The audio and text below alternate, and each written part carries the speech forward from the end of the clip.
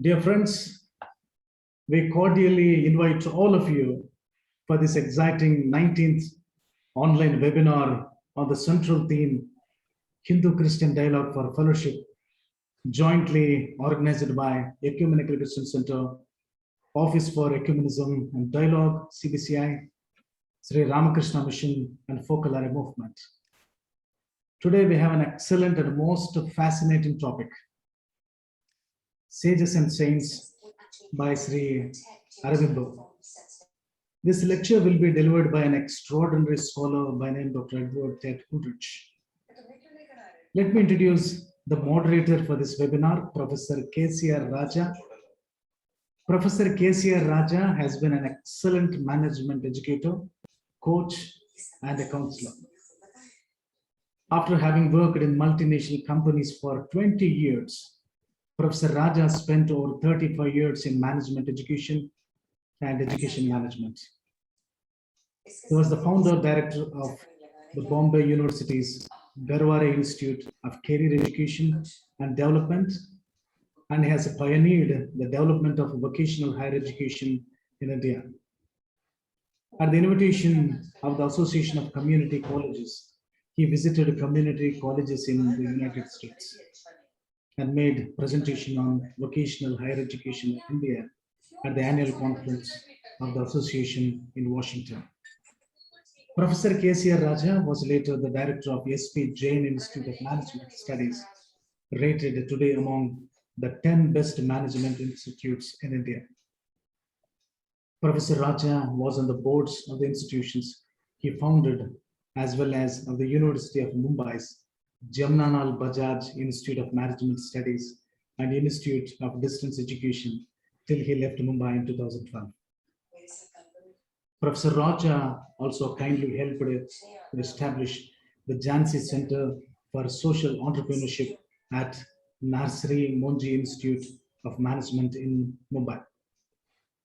Professor Raja has lectured at several prestigious institutions in India as well as abroad, and conducted quality training programs for reputed companies in areas like leadership, social entrepreneurship, business strategy, business ethics, and negotiation skills. During the last 20 years, Professor Raja has been a mentor to several organizations and individuals cutting across hierarchical levels. Professor Raja currently independent and non-executive director of Atrasari Foundation, a non-profit organization. Professor KCR Raja, we're extremely delighted to have you with us as a moderator for this exciting webinar. With due respect and immense gratitude, I cordially invite Professor KCR Raja to take over this webinar. Over to you, sir. Thank you very much. Thank you very much indeed, Reverend Sukumar. It's such a great pleasure to be back as a moderator and to have been attending the series of lectures that Father Matthew has so creatively and thoughtfully programmed for us. I think this series is something very, very unique in the sense that its contribution to as a bridge of understanding between religions is something which people will come to appreciate and value in the years to come. I'm therefore very grateful and honored to be asked to moderate this session once again. We have today as our topic Sri Aurobindo, a great spiritual master whose writings have had a profound impact on spiritual thinking across the world. Philosophers in many parts of the world have been influenced by his vision of evolution of man, not merely into a liberation into samadhi, but into a transformation into divine existence. Father Matthew mentioned Aurobindo's book, Savitri, Legend and Symbol. Aurobindo himself was a legend and a symbol a symbol of a new way of thinking. To talk to us about Aurobindo, today we have Dr. Edward Ulrich, Professor Ted, as Father Matthew referred to him, who is Professor of Theology at the University of Minnesota. He has been teaching courses in world religions, including Hinduism, Buddhism, Christian theology, and has had numerous visits to India, study trips to countries abroad involving homestays and villages, and has focused on Hindu, Muslim, and Christian religions. And his writings and research have revolved around interreligious dialogue, very much in line with the whole approach of wider ecumenism. And more particularly, Professor Ted has focused on Abhishektananda, whose name is familiar to you because we talked about him when we had the session on Francis Acharya, who was a Christian priest but deeply involved in Hindu monasticism.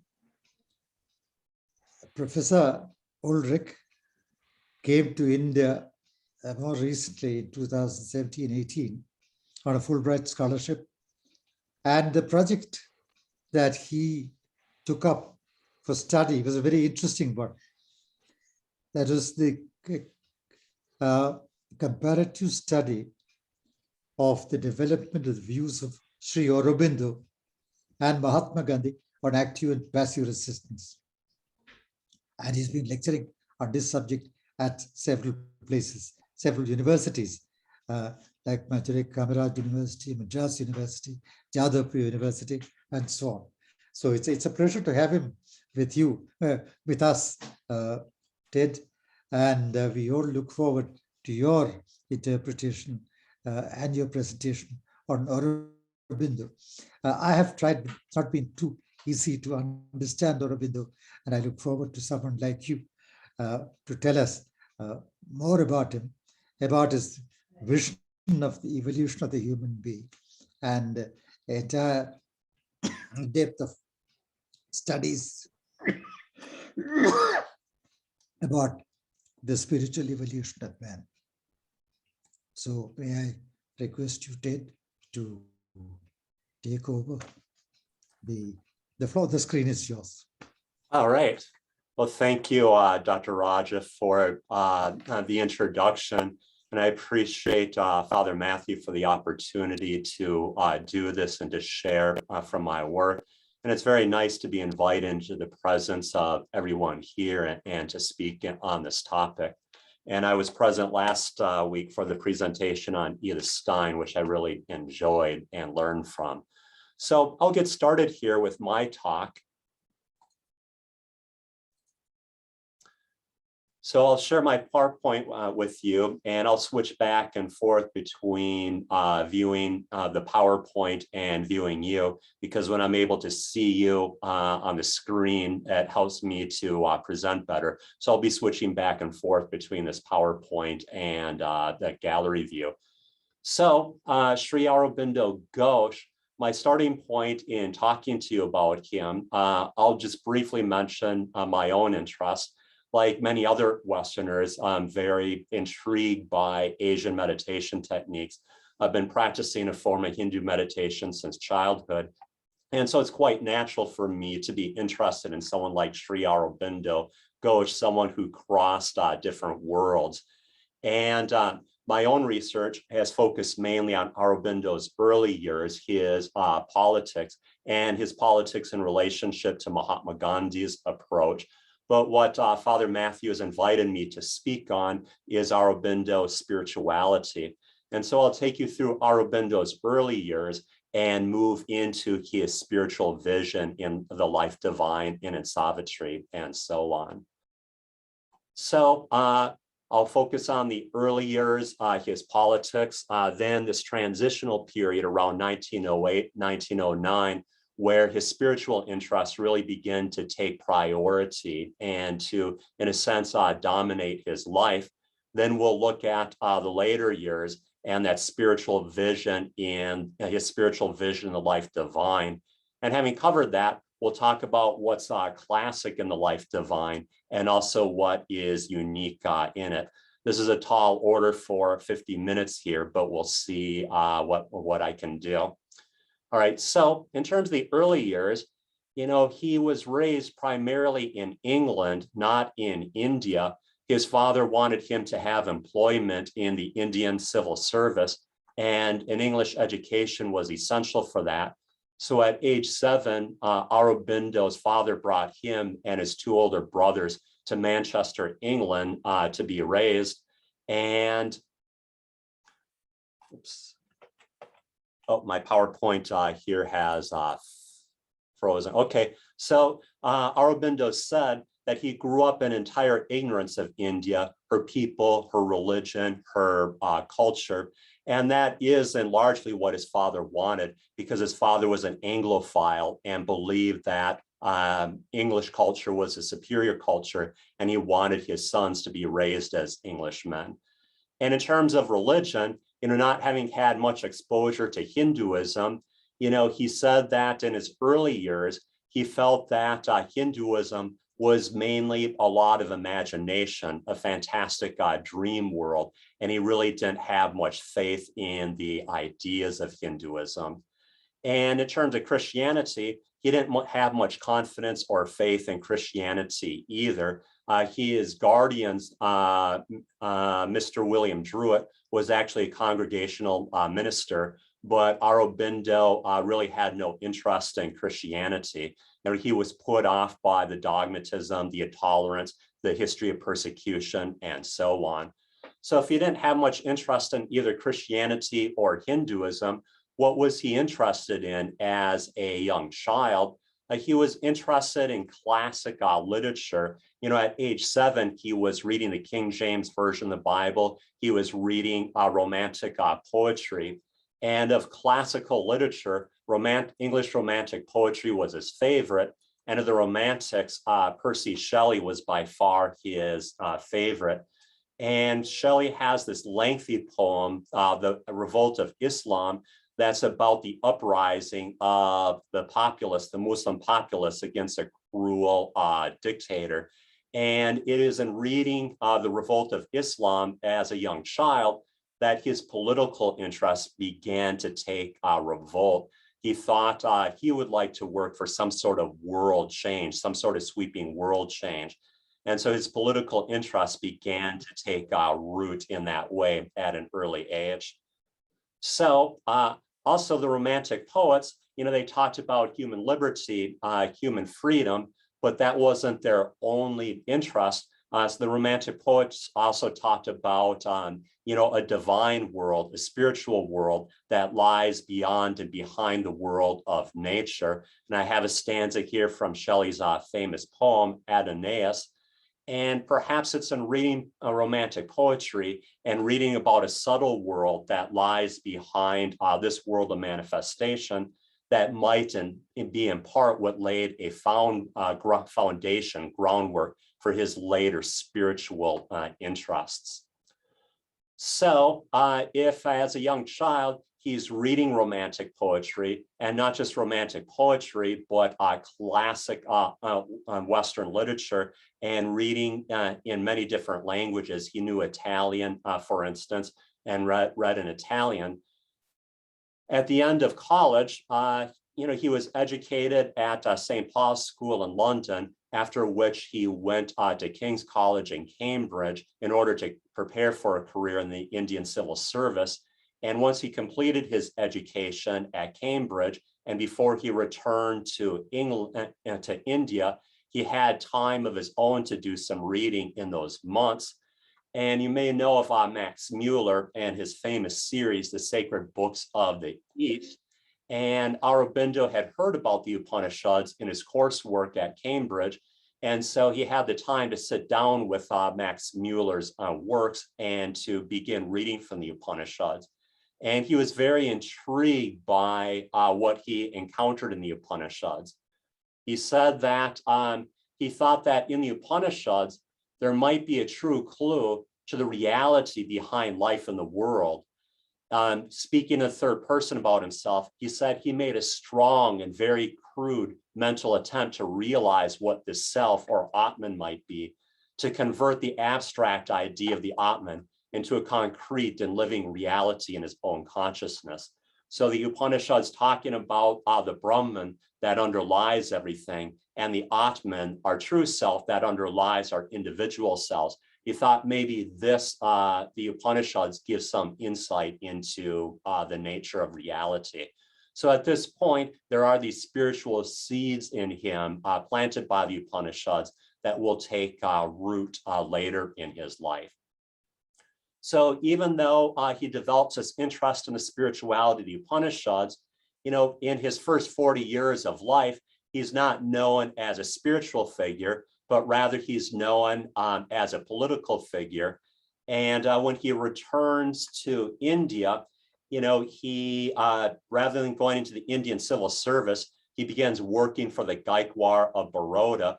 And he is, you could say, lying low. He's observing the country, he's watching the country and seeing, could a revolutionary movement be started? And in around 1902, he became involved in organizing revolutionary groups in Bengal. The idea being to have an armed uprising against the British. But that revolutionary organizing, it didn't go very far at the time. But in 1905, when the British partitioned Bengal, the Swadeshi movement broke out, and Aurobindo saw his chance, he saw his opportunity, and he became one of the editors of the revolutionary newspaper Bande Mataram. And that was, Bande Mataram was fighting the fight to try to rouse up the country, to make the country protest British rule. And the Swadeshi movement, of course, boycotting British goods and patronizing indigenous goods as a form of protest. And so kind of a forerunner of Gandhi's later movement. So that's what he became known for initially, was his revolutionary involvement there. But I'm going to start to focus on the years 1908, 1909. He's still very much a political figure at that time, but he starts to transition more into a spiritual role at that time. And so I'll talk to you about his experiences and what begins happening. During his revolutionary days, he does have certain spiritual interests. Number one, he has this long-standing, going all the way back to at least age 7, long-standing interest in the world's classical literature. He's in India now, so he's studying Sanskrit. He began learning Sanskrit earlier at Cambridge. He's reading the Mahabharata, he's reading the Ramayana, he's reading Kalidasa, and these studies, these readings, and he's reading these in Sanskrit. That is an expression of his long-standing interest in literature, but is laying the foundation, a groundwork for his later pursuits and interests. And as an Indian nationalist, naturally, he's interested in India's classical heritage. So he says of himself at this time that he was an agnostic. He says of himself at this time that he didn't have any real faith in God, but he's an Indian nationalist. So he has this great heritage of the Sanskrit classics to identify with, and to, you could say, help other Indians to rally around in terms of a sense of national identity and resisting the British. So as you may be aware, in his revolutionary writings in Bande Mataram, he used religious themes to try to rally Indians and to excite them about the prospect of independence. And so the theme of divine motherhood appears prominently in Bande Mataram. He conceives of India as a great goddess. And so the religious enthusiasm for the divine mother that many Hindus have, he's trying to channel that in patriotic lines by conceiving of India as a great goddess. And also he's relying on the theme of the Kshatriyas, of the warriors in the Mahabharata, reminding Indians of their heroic past and of heroic ideals. So in that way, during his revolutionary days, he's using various religious themes to try to inspire Indians. And he has, at this point, developed a practice of yoga. And he said that he was doing yoga primarily for the health benefits at that time. He was a very busy man as a revolutionary, and he found that by practicing the breathing exercises, he had more vitality, more energy. So a certain foundation here, a certain groundwork is being laid during his revolutionary days. And in early 1908, at this point, he's well known as a revolutionary. Previously, he was working behind the scenes. He wasn't signing his editorials, so people were reading what he was writing, although people didn't know of him. But by early 1908, he's a well-known figure, and thousands are gathering to hear him giving talks in Gujarat and so on. But in the midst of his busy schedule, he decides that he wants to take some time out to devote more time to his sadhana, to his spiritual practice. And so he spends several days with a particular yogi, Vishnu Bhaskar Lele. And Lele instructs him to clear his mind of all thoughts, to let his mind be completely still. So he's spending several days in retreat like this. He doesn't have much prior experience with meditation, but as a man who is passionately devoted to classical literature, he was used to spending large amounts of time alone. But now he's spending a large amount of time alone in meditation.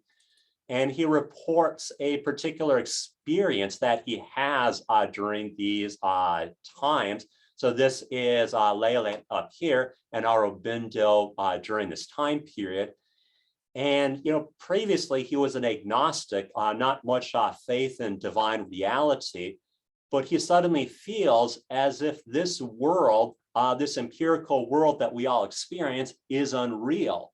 And instead there's something else that is real. He referred to an undefinable reality was perceived as true, which is beyond space and time and unconnected with any cosmic activity. So suddenly this given world that we experience every day becomes the illusory world. And there is this absolute beyond space and beyond time, which is real. And this world is simply illusory. So having been an agnostic, this is quite a turnaround, and it is coming out of his personal experience here. And of course, what he's reporting here is consistent with classic Advaitic accounts of reality. This is consistent with classic Advaitic accounts of reality. And so at this time, he's a very busy man, giving lots of talks and so on, and meeting people. And he resumes his activity, and he continues for quite some time to feel as if he's in touch with this undefinable reality. And he's active in the world, and at the same time, he has the sense that this world is unreal, that is illusory, at the very same time that he's active. So how can he be active in this world and at the same time be in touch with this reality beyond space and time and feel as if this world that he's involved with and active in, how can he be active in this world and feel that it's unreal at the same time? Well, he reported that his activities were being guided, that something inside of him was making him act. And he said,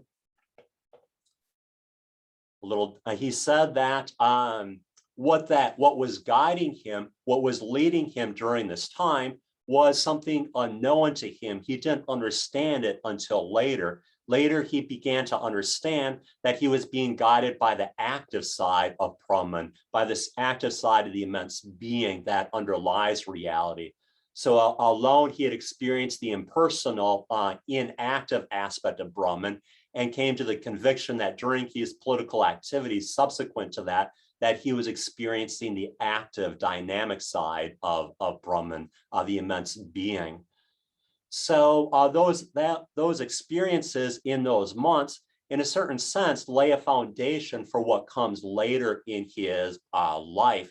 he says that he wanted to apply the spiritual knowledge utterly to the world and to the surface psychological and outer life, and to effect its transformation both on the higher levels of nature and on the ordinary mental, vital, and physical levels. So he is aware of the Advaitic absolute beyond space and time, and he believes that over centuries, over thousands of years, so many yogis, so many sannyasis, so many ascetics have left this world behind for that Advaitic absolute, that Advaitic reality. But instead of leaving this world behind, and Dr. Raja and Father Matthew both talked about his great poem, Savitri. Right now, I'm talking to you about the heart of Savitri, the essence of Savitri. The idea is that instead of leaving this world behind, to take that absolute reality, to take that divine reality, and to bring it into ordinary earthly consciousness, rather than leaving the earthly world behind for this absolute reality. So he's still a revolutionary, and in fact, momentous events lie ahead, such as the famous bombing that he would be arrested in conjunction with, and also his year in prison, after which he was acquitted. So all of those momentous events lie ahead, but the seeds of his later spiritual work is already being laid down during this time of political involvement. And so this third paragraph here, this third quote, that's really going to be the whole theme, the hallmark of his later years. So what happens here, what transpires? In 1908, in May, he was arrested in conjunction with the famous Muzaffarpur bombing. You know, different people have different things to say about his involvement. He claims that he had no real involvement with it, and he thought that these terroristic efforts were immature, but his brother was involved, and so he was arrested and acquitted a year later. And during that year in prison, he continued to have very spiritual experiences, and he continued to, read classical to the degree that he could, to practice meditation, to be involved in read the Bhagavad Gita, and so on. And he says that even though prison was very hard and very difficult, solitary confinement was, in a sense, ideal for sadhana, because he was taken away from all his customary pursuits, all his customary activities. He couldn't be politically involved anymore. He couldn't be active. So he claims that he really, in a sense, had nowhere else to turn to except for God. So his prison cell, in a sense, became a monastic cell. It became a place of sadhana. So after being acquitted and released from prison, the Swadeshi movement was over. Everything was quiet. That a very active scene in Bengal was over, but he started a new journal, Karma Yogan, and continued to comment on the political situation in India, and tried to continue to arouse enthusiasm and to comment on what's going on, like the Minto Morley reforms and so on. But that was in 1909 that he started Karma Yogan. But in 1910, that's when he leaves Bengal and he goes to Pondicherry. And in leaving Bengal and going to Pondicherry, he pretty much leaves behind political involvement. And he says that his spiritual work is now the uppermost thing for him. He says that India is going to gain independence. He says that's an inevitability. It's going to happen. And so I don't really need to be involved with this movement anymore, because it's going to happen eventually. And so my work is spiritual now. And he wants to lay the foundation. He wants to lay the foundations for the descent of this more spiritual sort of consciousness and awareness into humanity. And in particular, the term that he uses is the supramental. His goal is to work for the descent of the supramental into earthly consciousness. So how does he work for the descent of the supramental? By spending the next 40 years of his life If the first 40 years centered on politics, the next 40 years centered on spirituality, and he wanted this, the descent of the supermental into earthly consciousness. And one of his main key ways of doing that is simply through meditation. And there is actually over a 10-year period in which he saw hardly anyone at all. There was his spiritual partner, the mother, and she had daily contact with him. And 3 times a year, he would come out for darshan sessions and disciples would gather to see him. But apart from that, he was either meditating, writing, sleeping, or walking, all in the isolation of his quarters in the ashram. So, as I'm sure most of you are well aware, there is the Aurobindo ashram that sprang up around Aurobindo. And this is one of the key buildings. But, today the ashram is a very large complex with, I think, over 1,000 members and many buildings across the downtown area of Pondicherry. And, I essentially grew up knowing of Aurobindo here in America, and I knew of the Aurobindo ashram, and I used to burn incense that came from the Aurobindo ashram. And then there is, of course, his vast corpus of works. There are the 36 volumes of the collected works of Sri Aurobindo, and that's not even all 36, but that is some of the 36 sitting in my bookshelf there. So I have talked about his early years. I've talked to you about the overall shape, vision, activities of the later years. And so I'm going to focus in on something specific now. I'm going to focus in on the life divine, and of his many writings, this is, in a sense, his most unique, his most creative. This is the one that he really put himself into. But actually, what I just said, I should be saying that of Savitri. And he considered this to be the most significant of all his works. And it's a vast epic poem that he spent decades writing and revising. And writing this poem and revising this poem, that was part of his sadhana. That was one of the key aspects of his spiritual practice. And that epic poem is all about the spiritual evolution of humanity. And so the life divine, which I'm actually going to talk to you about, this is the ideas. And the life divine is easier to follow, but Savitri is what he really wanted us to focus on, but that's poetry. It's more difficult to penetrate. So what I'm going to talk to you about is the ideas in the life divine, but in poetic form, all these ideas in the life divine are played out in Savitri. So the life divine is quite a text touching on so many different things, so many different aspects, so many different ideas. And I'm going to start with a particular starting point. And what I'm going to say here by no means covers the whole of life divine, but I'm going to give you a starting point. And if you understand the starting point, you've got the keys for understanding other parts of the life divine. So there is in world philosophy this classic problem.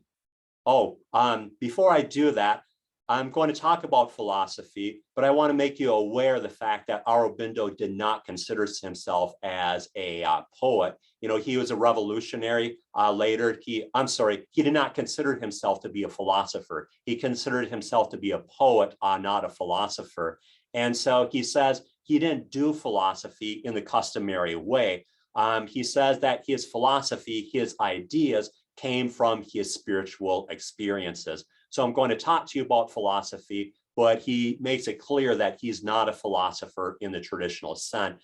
It's not all about, as he says, abstractions, ratiocinations, or dialectics, but rather these ideas are coming from his spiritual experiences.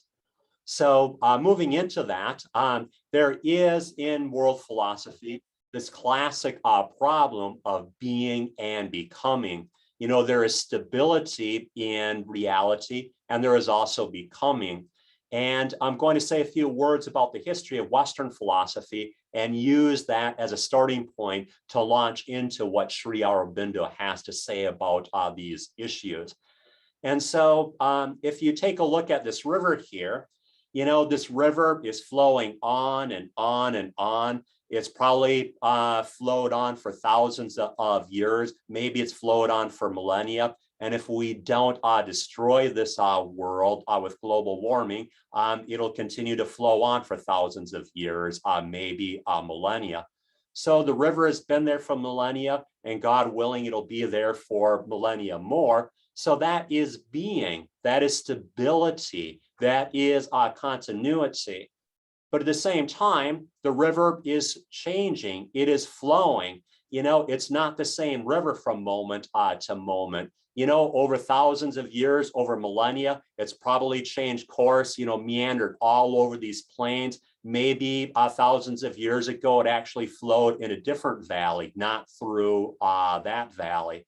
So there is being and there is becoming, there is stability and there is change. And in ancient Greek philosophy, there is Heraclitus who said becoming is real. That's what reality is all about. It's about the change. And Parmenides said, no, becoming is an illusion, change is illusion, and being is what is real.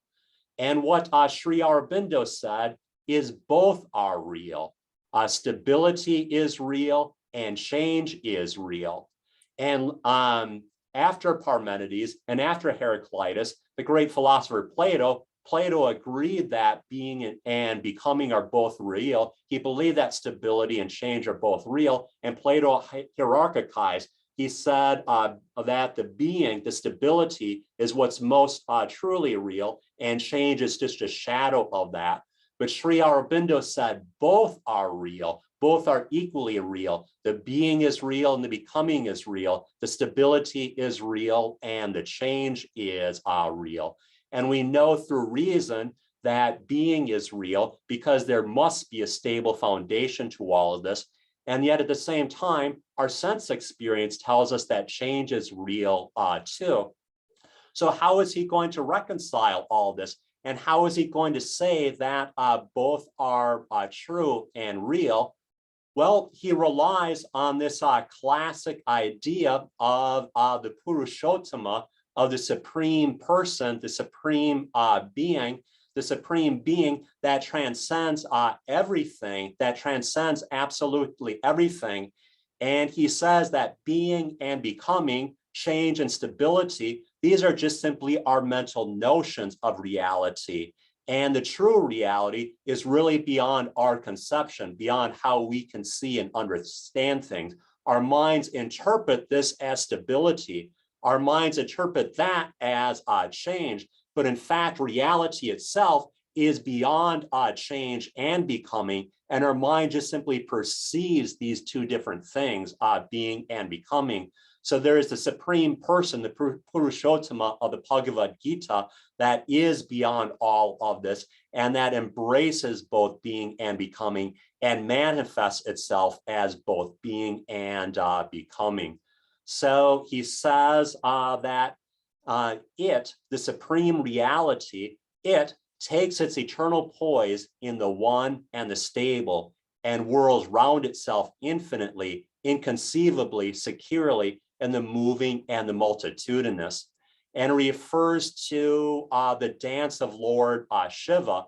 And so here is Lord Shiva. You know, his figure is dynamic. He's standing on one leg. There is the circle of flames around him. There is the hair that is going outward. His arms are outward. And yet in the midst of it all, he is calm, he is fixed, he is stable, and he is both. He is both dancing and he is fixed and stable. He's dynamic and he's stable at the same time. So world existence is the ecstatic dance of Shiva, which multiplies the body of the god numberlessly to the view.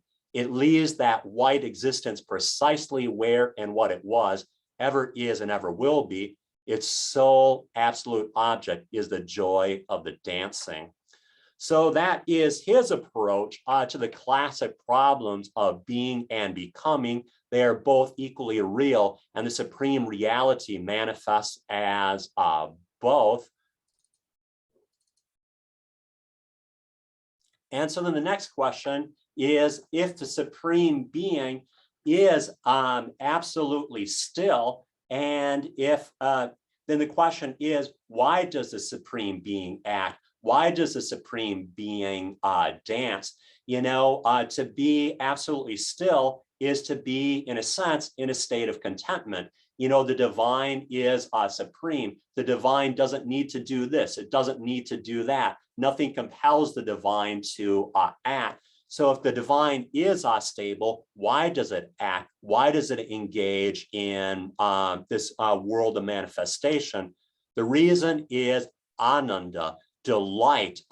Dance is a delight. And so it is for the joy of the Godhead that the Godhead manifests the world, that he creates things, that the Godhead dances and so on. So there is this dance of the Lord, this dance of delight, and that dance of delight, this lila, this play, is the world of manifestation.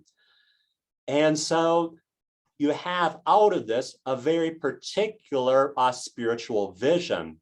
You know, what he says is that the divine reality hides itself, it conceals itself. The divine reality is infinite. The divine reality is full. The divine reality is stable, but the divine reality deliberately chooses to restrict itself, to contract itself. And as the divine reality contracts itself, we have this world of manifestation. We have all these limited forms and shapes and so on that are you and I and the animals and the fish and the birds and insentient beings. And this whole world of manifestation is a constriction of the divine consciousness.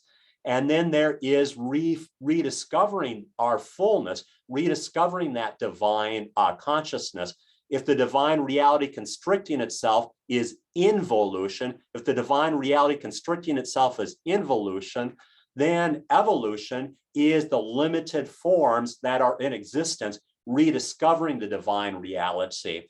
And as biological life forms emerge from insentient matter in the process of biological evolution, you have a degree of consciousness.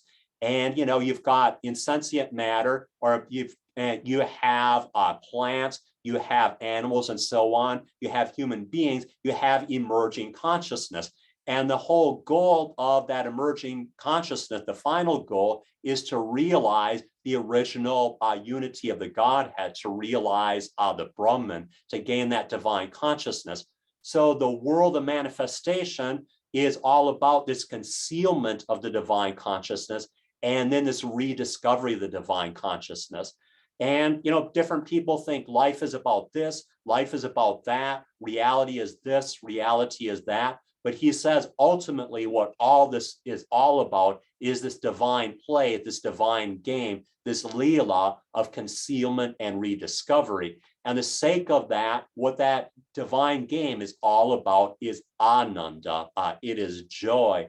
And I tell my students in class, you know, good things in life happen, bad things in life happen. And you go to a play, you see a performance, you go to the theater, and good things happen on stage and bad things happen on stage. But the performance is good, the play is good, and you go to it because you gain some joy from it. And so likewise, life, human existence, cosmic existence, in the midst of all the tragedy, but all the joy, ultimately all of that together is one great play. And the ultimate purpose of all that, the ultimate experience of that is ananda, it is joy. So as I say to my students, bad things happen in a play, good things happen, and you go all the same because the overall effect is a joy. So if that is the spiritual vision here, you know, there are elements of the unique in all of this, and there are elements of the classic in all of this. And in terms of what I'm going to do next then is talk to you a little bit about what's unique in his spiritual vision and talk to you a little bit about what is classic. And in terms of my presentation, I have about 9 minutes remaining here, and I think I'll be able to, adequately cover that and explore, make some inroads on that in the remaining 9 minutes here. So when I said, there's certainly very classic elements of Hindu thought in what Sri Aurobindo is saying here, I saw attendees, nodding their head in agreement. All of this in some way or another is, I'm sure, familiar to people. And so the first thing that I will do is I'll pull up a passage from the Bhagavad Gita, and there is that important line in chapter 15 of the Gita where Lord Krishna says to Arjuna, since I transcend what is transient, I am higher than the eternal. I am known as the supreme spirit of man in the world and in sacred lore. So there is the sense in the Gita that there is something higher than even the impersonal Brahman. There is something higher than the world on the one hand, and higher than the impersonal Brahman as well. And even in some of the Upanishads, you find that idea here. The Gita relies heavily on the Upanishads, and that idea of the supreme person that transcends all is there in some of the Upanishads and in the Gita. And in Sri Aurobindo's essays on the Gita, he spends quite a bit of space on this idea of the Purushottama, and that is how he reconciles so many different things. And so that supreme person, who is beyond all things, beyond both the eternal and the temporal. So there's that classic idea that's critical to his thought. And this whole business here that I'm speaking to you about of the play of the divine reality and the concealment and the rediscovery of divine reality, well, that, of course, is coming straight from the Puranas. And I pull up a quotation here from the Skanda Purana. This is Lord Shiva speaking here. Lord Shiva says, I am the boundless vast ocean of Chit and Ananda. I carry on the illusory show of creation, sustenance, and annihilation. Thereby I watch and witness as I please this wonderfully variegated and picturesque universe. And Lord Shiva says this in conjunction with the famous story of his great linga of light that appears, and Brahma and Vishnu cannot find the top or bottom of this enormous pillar of light. And Brahma and Vishnu can't find the top and bottom because they're ignorant. Brahma and Vishnu are wrapped up in their own glory, and they need to come to recognize Shiva as the supreme Lord. And you find out at the end of the story is that Shiva himself is the one who blinded Brahma and Vishnu. He made them ignorant of his supreme reality, and then he reveals himself to them. So there is Shiva concealing the knowledge of himself from Brahma and Vishnu, and then there is his self-manifestation where he reveals himself again to Brahma and Vishnu, and that is the divine play. That is the divine game. And the whole point of that divine game is joy. It is delight. That is Leela. So there are these very classic Hindu elements that Sri Aurobindo is drawing upon in his thought. So, excuse me. So if that's what's classic about his thought, what is unique? One of the things that's so unique about his thought is how he's taking these classic Hindu themes and synthesizing them with modern ideas of evolution. And this is just simply one quotation from the Life Divine, and the combination with ideas of biological evolution and also with modern physics, they're there in this quotation, but discussions of biological evolution are occurring throughout the Life Divine. And there are many much more explicit discussions of both modern physics and biological evolution in the Life Divine. And so, he's taking these classic Hindu ideas that, this world is kind of a condensation of the divine consciousness, and talking about modern physics in that regard, how what the world is a manifestation of the divine consciousness, but it's a concealment. It is an involution of the divine reality. And by the self-concealment of the infinite consciousness, the divine reality, we have matter, we have the physical world. And then, in terms of the emergence of human consciousness, that's all a part of the rediscovery of the original divine consciousness, of the original unity. And of course, he takes notions of biological evolution and inserts that into that larger context where evolution is not complete. It's impressive what evolution has done. Human consciousness is impressive, but there are so many levels of consciousness beyond our ordinary human consciousness. So the discussion of different states of consciousness in conjunction with biological evolution is what makes him unique. And so I'm going to move to my final overhead, my final point that I'm going to make here. So back to Savitri, that Father Matthew and Dr. Raj talked about. Savitri is all about the playing out of these ideas. This is the poetic expression of the ideas in life divine. And Sri Aurobindo says that Savitri is really his most important works. This is where we should be turning. And so the ideas in life divine, that's more of your introduction to Savitri, your preparation. And the life divine, I've read all of that, but Savitri, I'm still working through that a page at a day. I'm somewhere around page 200 right now. But to give you a better idea of what that's all about, in the Mahabharata, there is this very brief story about Savitri and Satyavan. And Savitri is married to Satyavan. And there are predictions that Satyavan is going to die early, but Savitri is in love with Satyavan regardless. And Savitri wants to wed Satyavan. And when Yama, the god of death, claims Satyavan, Savitri goes to rescue Satyavan from death. And so the idea here is that rather than leaving this world behind and going to the infinite divine reality and going to that absolute beyond space and beyond time, the idea is not to leave this world behind, but rather to come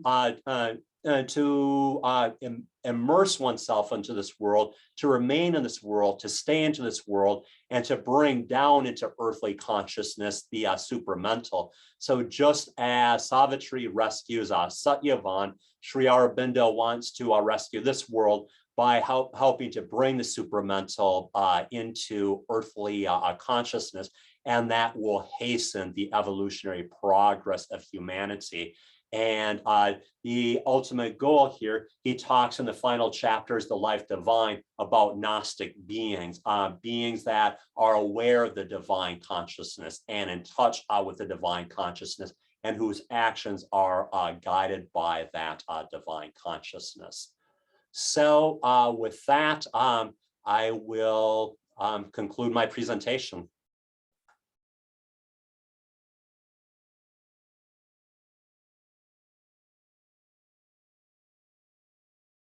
Thank you. Sorry, I had muted myself. Thank you very much indeed.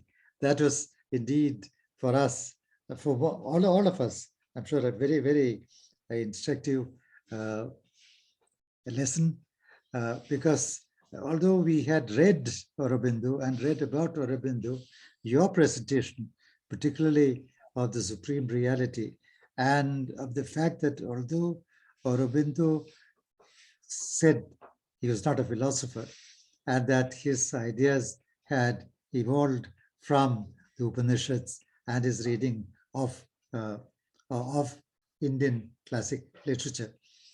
There were many things which you had said and which had been brought out, which reminded one of some of the strands of Western thought. And as you yourself said at the end, that one of his unique contributions was to synthesize classic Hindu thought with the modern physics and biological evolution. And I think that is one of the points that we as laymen and as students of Aurobindo would like to take home and would like to know more about. I would also like to, I'm not sure questions will be coming, some are coming, but I'd just like to start the discussion off with one small query. There is this interpretation of supreme reality by Aurobindo. There is also the synthesis of the pairs of opposites, which is mentioned in the Gita, which is mentioned in Indian thought, which is also mentioned by philosophers like Hegel and so on.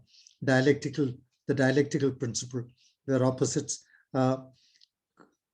the opposites attract each other, and from the conflict of contradictions, you have a new synthesis, and that synthesis in itself creates two opposing forces. Now, how do you see that approach in comparison with the synthesis that Aurobindo has been talking about? Okay, so contrast Hegel's approach with Sri Aurobindo's approach. Yes. Okay, good. I'll gladly talk about this. So, that's a major question that you're asking. And so I'll just say a few words to address it. And what I would see as the difference between Hegel and Sri Aurobindo on this issue is that Aurobindo, talks about the divine constriction, the divine rediscovery of itself. And that sounds a lot like Hegel. But I would say that one of the things that makes Aurobindo different from Hegel on this is that when I first started to talk to you about the reconciliation of being and becoming, Aurobindo says being and becoming, ultimately, these aren't problems, because ultimately, these are just our mental concepts that we're imposing onto reality. And reality itself is something beyond that. And so I would say that the divine self-concealment and rediscovery, I would say that that's very much like Hegel. But to say that the divine reality, that the ultimate reality itself is beyond conceptualization, and that ultimately being and becoming is not a problem that has to be worked out because these are just our mental concepts. I haven't encountered that idea in Hegel. I'm not an expert on Hegel, and there are really very few people in the world who can claim to be experts on Hegel. And being an expert on both Sri Aurobindo and Hegel would be quite an accomplishment. But in the little bit that I know of Hegel, I can say that this is what stands out to me as a difference. And there are people certainly who have written on this issue of Hegel and Aurobindo. Thank you. Thank you very much. So there are quite a few questions, if I may read them out, Sure. To the extent that time would permit. Thank you, Dr. Ted, for in-depth understanding given to us. Kindly elaborate Sachidananda's concealment with synthesis of modern evolution, belief evolution. Okay, so just clarify things a little bit more. Shall I read it out again? Sure.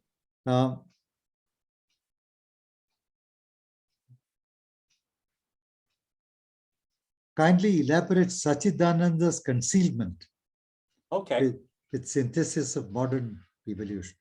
Okay, so the idea is that, classic Advaitic thinkers, they say that the supreme reality, the Brahman, you can't say much about Brahman, of course, but you can think of Brahman in terms of Sat, Chit, and Ananda, being, consciousness, and joy. And the idea is that the Brahman is infinite being, infinite joy, infinite consciousness. There's no limitation. And in that there's no limitation, there is, in a sense, utter absolute freedom there, utter fullness in that. And so the idea is is that, Vedanta tells us about Brahman, and human reason arrives at ideas that are similar to Brahman. So there must be this Brahman, but at the same time, this reality that we experience, as I say to my students in class, I'm looking at you. I don't see Brahman. I see duality. I see division. I see a variegated universe. I don't see Brahman. I don't see Atman. So how do we get from the supreme reality, Brahman, to this world that we all see and experience every day? And what he says is that the supreme reality, Satchidananda, deliberately conceals itself, deliberately hides itself, deliberately constricts itself. And there are actually parallel ideas in Jewish mysticism, I think 1500s, 1600s, coming out of Palestine. And so there is that deliberate self-concealment. And that's when we get the reality that we experience every day. And he says, think about matter. He said, at least when he was writing 1910s, he says, at that time, physics can't explain matter. But he says what matter is a constriction of consciousness. You constrict it, and that's where matter comes from. And so when matter becomes increasingly complex, interstellar dust generates stars, and from the stars come elements that are more complex. Out of those elements, complex elements, come planets. Out of at least this planet, there comes elementary life forms. And in that whole process, consciousness is emerging. Now, today's evolutionary biologists would talk about consciousness being created, developing, but Sri Aurobindo talks about consciousness unveiling itself. And so that would be a difference between Aurobindo and the way most biologists would talk about the issue, because he says the consciousness is already there and it's just simply being progressively unveiled, whereas the biologist talks about how it is emerging, it is developing. So if today's biologist takes more of a reductionist approach, our consciousness depends on neurons, physical elements.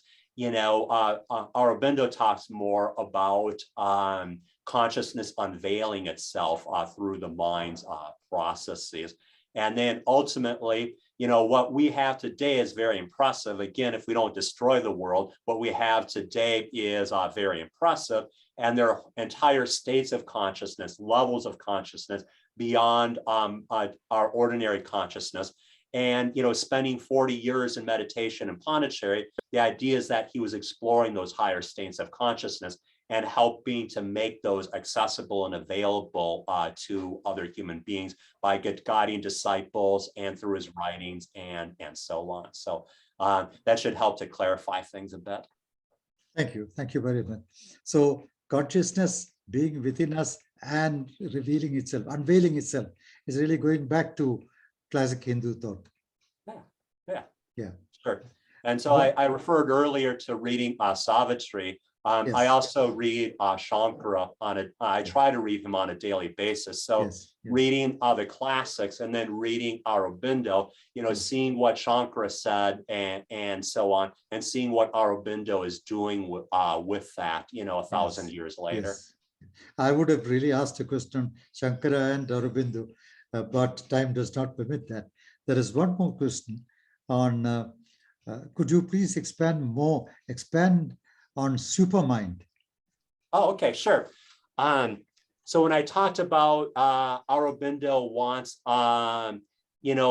divine consciousness to descend and transform human life, I don't encounter him talking really about the divine absolute beyond space and time descending, but rather he talks about the supramental. And what the supramental is the interface in Brahman between the impersonal and the personal, between the active and the dynamic. So it's kind of the creative boundary in Brahman. And, how do you get the absolute beyond space and time to manifest itself in earthly consciousness? Well, he talks about the active side, the interface between the personal and the impersonal, the interface between the dynamic and the stable. That's a supramental, and that's what he works for the descent of. And in terms of the descent of the supramental, I mean, that's awfully ambitious goal, trying to get that to descend. So he talked about the overmind, and there's the overmind that is intermediary between the supramental and our earthly consciousness. And so his more immediate goal was to work for the descent of the overmind. And he claims that in 1926, the overmind did in fact descend on Earth, helping to haste the evolution of human consciousness. And I said that Aurobindo spent over a decade pretty much in isolation. And it was with the 1926 descent of the overmind that he withdrew into that period of isolation, seeing only the mother and appearing 3 times a year for darshan. And then also in terms of, if I remember correctly, what brought that period of isolation to an end was an accident. He was aging, he had a fall, he needed medical help, and all of a sudden people who had been following him for 10 years had never heard his voice, suddenly heard him speak. So, and then he returned to more of a personal involvement or a direct person-to-person contact with disciples. Thank you. The last question. Kindly explain to us the significance of the symbol that we see on the cover of Life Divine. Oh, okay. I will do that here. Okay, so when you look at different editions of Aurobindo's writings, when you look at today's complete works of Sri Aurobindo, you find this symbol here. And I mentioned Sri Aurobindo's spiritual partner, the mother, Myra Alfassa. She was a French woman who early in Aurobindo's time in Pondicherry came to Pondicherry and met Aurobindo and became deeply involved in what Aurobindo was doing. And her background is Jewish. And this symbol here, in her meaning, in her interpretation, and Aurobindo's meaning and interpretation, this is about the human upward effort, that human striving, but also it's not just about leaving the world, it is about the descent of the supramental and the transformation of human consciousness. So the downward triangle is referring to the descent. And so there's that human effort and the divine descent. So there is the conjunction of the two. So then you've got the lotus flower growing in the middle. So this is this new human consciousness that Sri Aurobindo and the mother are working for, the development of in terms of humanity. And what the Sri Aurobindo ashram was intended to be was a cradle for the new consciousness, a place where that new consciousness could develop and hopefully from disciples develop further and spread to others. Thank you. Thank you very much. The rest are some comments. Thank you, Ted, for an in-depth understanding given to us. Thank you. It is a precise and informative session. You have now given me more meaning to my 83 years on earth and truly enlightening. Thank you for exploring life with me to bring the divine to earth. Those are the appreciative comments which they have spoken on my behalf, on behalf of all of us, because we all feel enlightened at the end of this session, to which I have listened with great intent. I have felt that Aurobindo has been able to shine a spotlight on us and has been able to take us, and you have been able to take us along a journey which has been lighted up and which makes it far easier for us to think of that supreme reality, to think of what may be called the pure consciousness in more meaningful and more concrete terms. And for that, I am indeed very, very grateful to you. I'm grateful to Father Matthew for asking me to moderate this session. Thank you. Thank you very much indeed. Thank you, Professor Raja, for moderating. And thank you, Ted. It was such a brilliant and very comprehensive lecture or expression on Aurobindo, which is so vast, as you said, that more than 26 or more volumes of his writing, much more than somebody has spoken, but he has written. And that written, I have seen that, several times he had re-edited. So that is a kind of very condensed version of, and then see the opposites, like, stagnation and turbulence, fixation and dance, involution and evolution, being and becoming, concealment and manifestation. So how beautifully Aurobindo was able to bring together these opposites into a kind of fusion, and to a very good way of expressing with the modern thoughts as well as with the ancient thoughts. So bringing out, renewing, and bringing forth the depth of the thoughts and its relevance for today. As you are also explaining about the Savitri, see, there all we find that Satyavan and Savitri, so two of them. And here also we find in his life there is the mother was also influential, and the way she has been kind of bringing forth this supreme consciousness, maybe the involution and evolution, maybe in the French word that, rencontre, that is the finite and the infinite, and its integration to the human level. So my question to you is that, see, as Deepali was asking, what is the role of the feminine in bringing out this the divine and the human? So it is there in the whole of Savitri, it is there, and also in Aurobindo's life also we find that that mother was also there.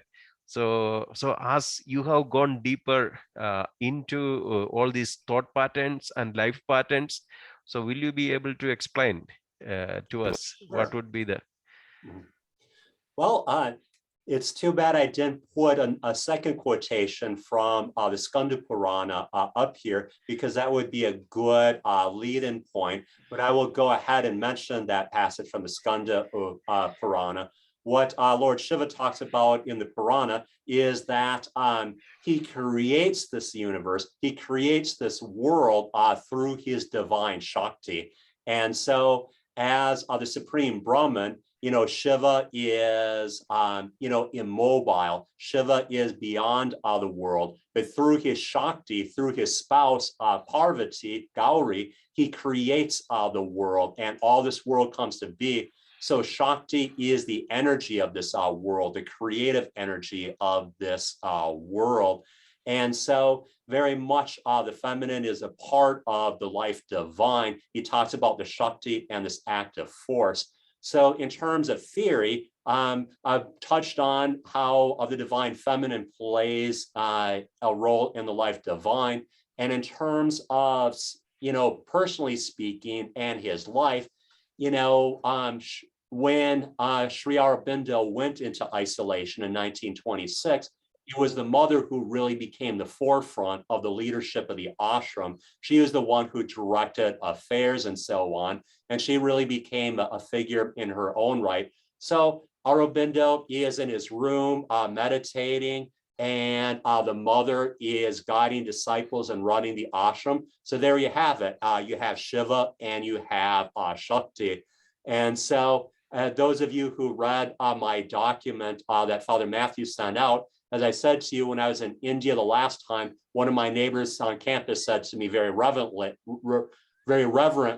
you know, Sri Aurobindo and the mother, they are Shiva and Shakti. So that's how it played out. And then I'll just briefly mention, in his revolutionary days, the divine feminine also was very important to him then, thinking of India as the divine mother. But then divine motherhood continues to be very significant to him, but he's taken it out of the political realm and he's thinking in more traditional terms of Shakti as the creative force, rather than thinking in more patriotic terms of Mother India. But, you know, Bande Mataram, you know, his idea of India as a mother, it's definitely had an impact on, you know, India's national culture today. Ted, wonderful. See, this concept of Shiva and Shakti, does it come out of that Sankhya philosophy of Purusha and Prakriti, where Purusha is really inert, and only in the presence of the Prakriti, it will be revealing? Okay, what I will say in that regard, traditional Sankhya philosophy, as I understand it, has the idea of the Purusha that is still and quiet, and the Prakriti that is active.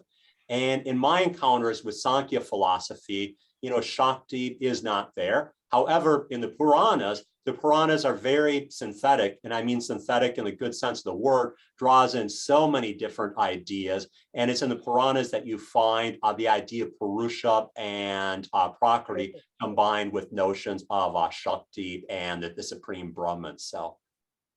Wonderful. So do you have a question for our participants? Have you thought of? Yes. So well, the speaker himself will be giving the question. Okay, so I'll say a few. I'll give you a question, but I'll say a few words to introduce the question. So I started with the very concrete, the very practical. You know, Sri Aurobindo was a revolutionary, and you know he's trying to resist the British and trying to inspire all Indians to rise up against the British.